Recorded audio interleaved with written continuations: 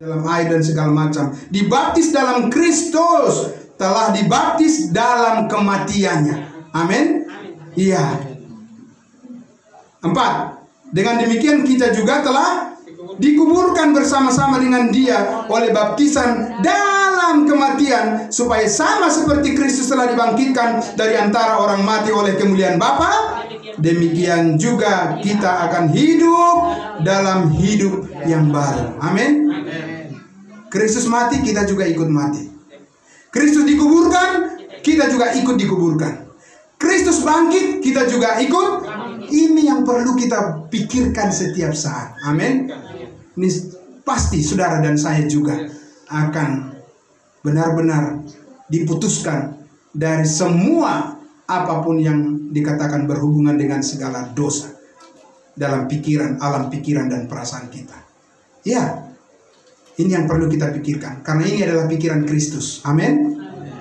Ini adalah pikiran Kristus saat ini, dan kita harus berpikir sama seperti pikiran Kristus, karena kita adalah anggota tubuhnya, Dia adalah kepala kita. Nah, ayat 5.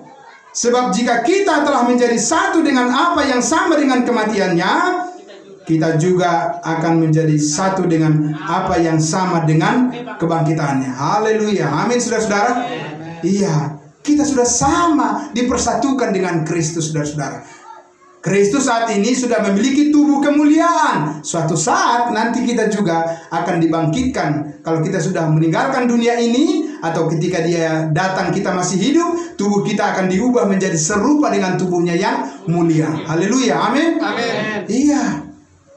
Makanya saudara-saudara, ketika pun tubuh fana ini terkadang sakit, terkadang lemah dan sebagainya, saudara-saudara, kita tetap bersyukur kepada Tuhan. Amin. Amin. Kenapa? Karena Tuhan sudah menyediakan tubuh yang terbaik bagi kita. Tubuh yang tidak akan pernah sakit-sakit lagi. Tubuh yang tidak pernah haus dan tidak akan pernah mengeluh lagi. Sama seperti tubuh Yesus Kristus saat ini yang ada di sorga. Tubuh kita sudah disediakan, tinggal nanti kita akan dipakaikan itu kalau Yesus sudah datang di awan-awan menjemput kita. Amin. Puji Tuhan, saudara. Jadi di ayat 4 bagian terakhir tadi dikatakan, demikian juga kita akan hidup apa? Dalam hidup yang baru. Hidup yang baru, yaitu hidup yang berkemenangan. Amin. Sebab di ayat 10 dikatakan, sebab kematiannya adalah kematian terhadap dosa berapa kali? 1 kali untuk selama-lamanya. Amin, saudara. Iya. Bukan berkali-kali, bukan berulang-ulang Dia mati hapus dosa, besok datang hapus dosa lagi. Ya, memang kepada bangsa Israel nanti kalau Yesus datang kedua kali, baru dosa-dosa mereka Dia dihapuskan, diampuni. Betul? Tapi kita bukan orang Israel, kita adalah tubuh Kristus yang sudah ditebus dengan secara lunas dan secara cuma-cuma. Ya.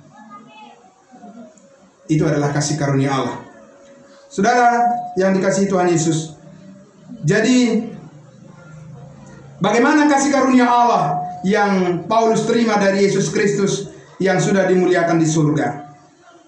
Dan apa hubungannya dengan kita, saudara-saudara? Dan bagaimana kita dikuatkan?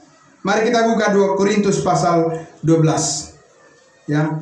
Bagaimana kasih karunia Allah menguatkan kita saat ini untuk menghadapi segala pergumulan hidup yang kita alami, saudara-saudara, sebagai orang-orang percaya, sebagai anak-anak Tuhan.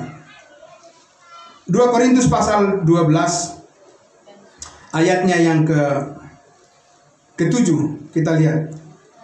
Ya. Dan supaya aku, siapa aku di sini? Ya, Paulus, karena Pauluslah yang menulis kitab atau surat Korintus ini kepada jemaat kudus. Dan supaya aku jangan meninggikan diri karena penyataan-penyataan yang luar biasa itu. Sebelumnya sudah diceritakan bahwa Paulus ini diangkat ke tingkat yang ketiga dari langit, yaitu surga, untuk menerima wahyu dari Tuhan Yesus untuk disampaikan kepada kita anggota tubuh Kristus.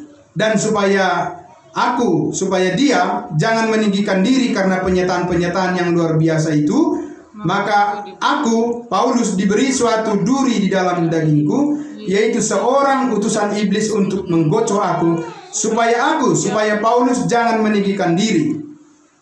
8. Tentang hal itu, aku sudah 3 kali berseru kepada Tuhan supaya utusan iblis itu mundur daripadaku. Ini apa ini, saudara-saudara? Nah, saudara, kita lihat sebentar dulu di Galatia pasal 4 ayatnya yang ke-13. Galatia pasal 4 ayat 13. Sedikit maju saja, kita akan melihat apa yang dimaksudkan oleh Paulus yang melekat di dalam tubuhnya, yang disebut sebagai utusan iblis untuk mengganggu dia. Ayat 13 dari ayat 12. Aku minta kepada kamu, saudara-saudara, jadilah sama seperti aku, sebab aku pun telah menjadi sama seperti kamu. Belum pernah kualami sesuatu yang tidak baik daripadamu.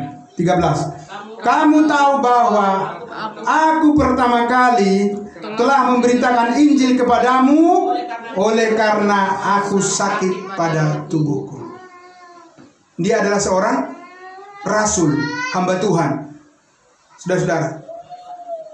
Tetapi ketika dia memberitakan Injil pun, apa yang ada di dalam tubuhnya, apa yang dialami oleh fisiknya, dia mengalami suatu penyakit yang bukan ringan.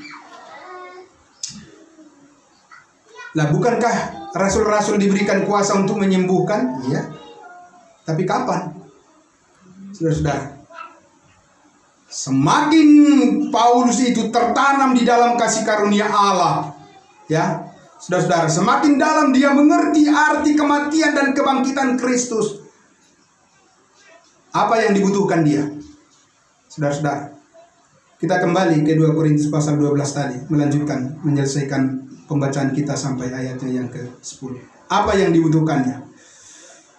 Ayat 9. Ketika dia mengalami sakit, dia tadi katakan apa? Aku berdoa. Berapa kali dia berseru kepada Tuhan, berdoa supaya penyakitnya sembuh? 3 kali. Ya kan? Apa yang Tuhan katakan? Ayat 9. Tetapi jawab Tuhan kepadaku, cukuplah kasih karuniaku bagimu. Amin. Ini yang kita butuhkan dalam menghadapi persoalan apapun dalam hidup kita ini. Amin, saudara. Kasih karunia Tuhan itu yang mencukupkan kita semua. Amin. Jangan fokus kepada hal yang lain. Sebab justru dalam kelemahan kuasaku menjadi sempurna. Itu jawab Tuhan. Bukan justru kita merasa apa? Merasa kita mampu. Oh enggak, itu adalah pekerjaan daging.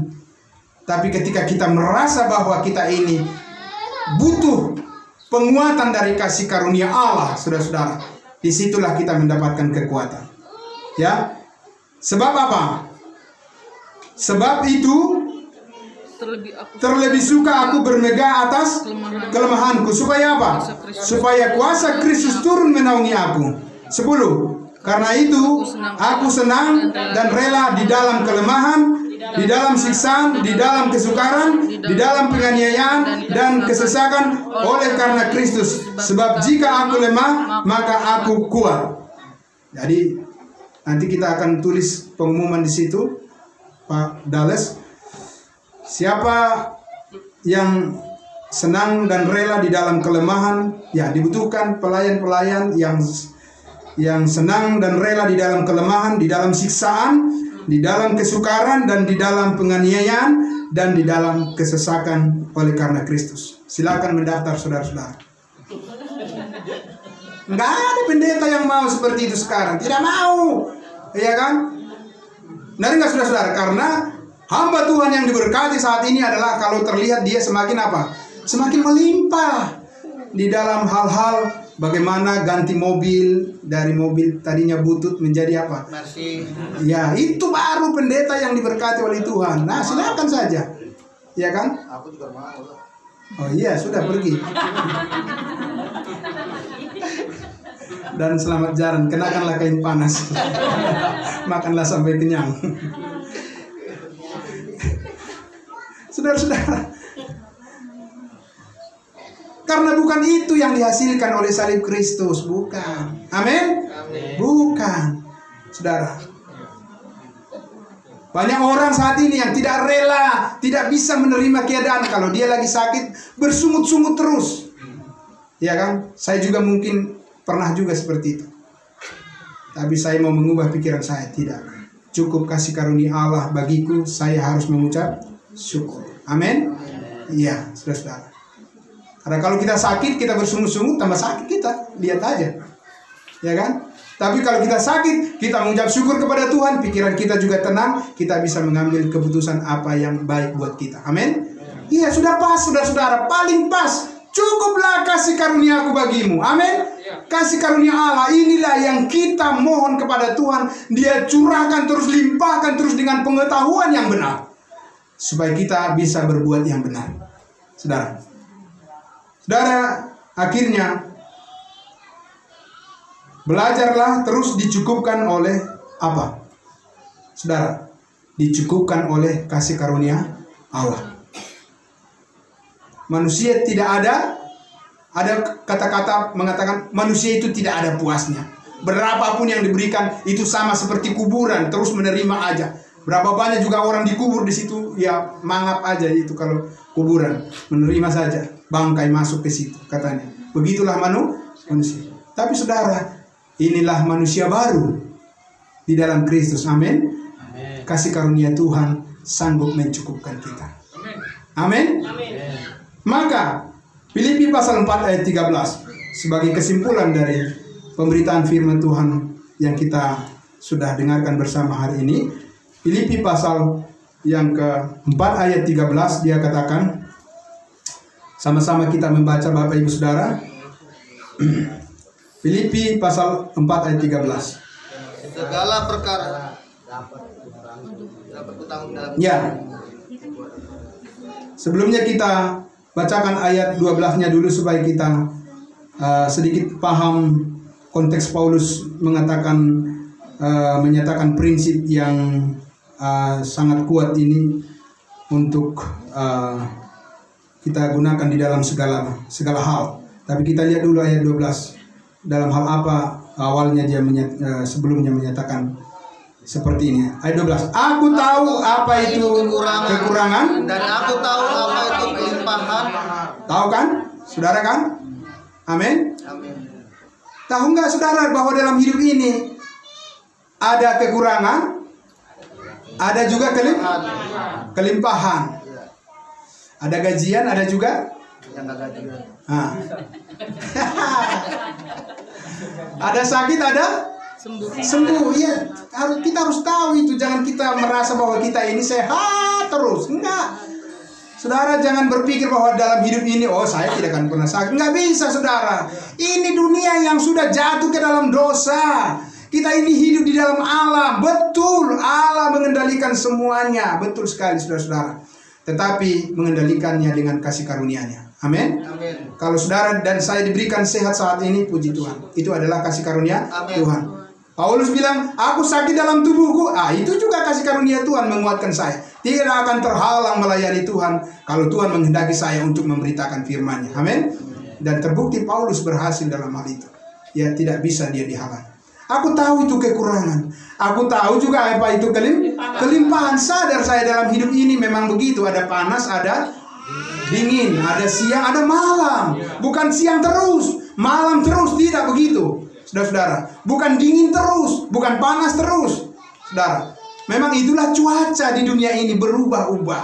Yang tidak boleh berubah-ubah adalah apa? Keteguhan iman kita. Amin. Iya, jangan berubah-ubah, jangan panas dingin. Ya. Iya. Begitu. Kalau ada kesal jangan langsung posting di Facebook. Iya kan? Kenapa? Karena semua orang tahu nanti bahwa kau itu lagi lemah, lagi bermasalah. Iya. Palingan orang bilang sabar ya, itu doang. Iya kan? Bukannya dia ngantar beras ke rumah. Mana? Nggak mungkin lah. Iya kan? Ngapain posting-posting di Facebook seperti itu? Nggak usah. Iya kan? Nggak usah, nggak ada gunanya, nggak ada gune. Kita harus menjadi orang yang bijaksana. Sampaikan saja, hari ini saya benar-benar banyak tantangan. Saya tahu Tuhan tidak membiarkan saya sendirian. Amin. Amin. Iya. Daripada kita kasih tahu kupingku lagi bengkak lah, inilah itulah. Ya, orang bilang berobat Bu. Ya udah tahu saya. Tapi ongkosnya mana? Iya kan? Jadi aku tahu itu kekurangan, aku tahu itu kelimpahan, kata Paulus. Iya, betul. Semua pengalaman dialaminya. Dalam segala hal dan dalam segala perkara tidak ada sesuatu yang merupakan rahasia bagiku. Dia hadapi apa adanya dengan iman. Amin. Kepada Tuhan Yesus. Baik dalam hal kenyang maupun dalam hal kelaparan, baik dalam hal kelimpahan maupun dalam hal kekurangan. Hanya itu aja yang dia tahu? Tidak. Ayat 13. Segala perkara dapat kutanggung di dalam Dia, di dalam Yesus yang memberikan kekuatan kepadaku. Amin, saudara.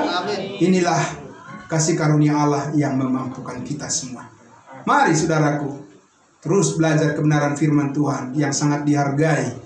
Kehadiran saudara-saudara semuanya yang datang pada saat ini untuk bersama-sama kita akan melaksanakan perjamuan Tuhan.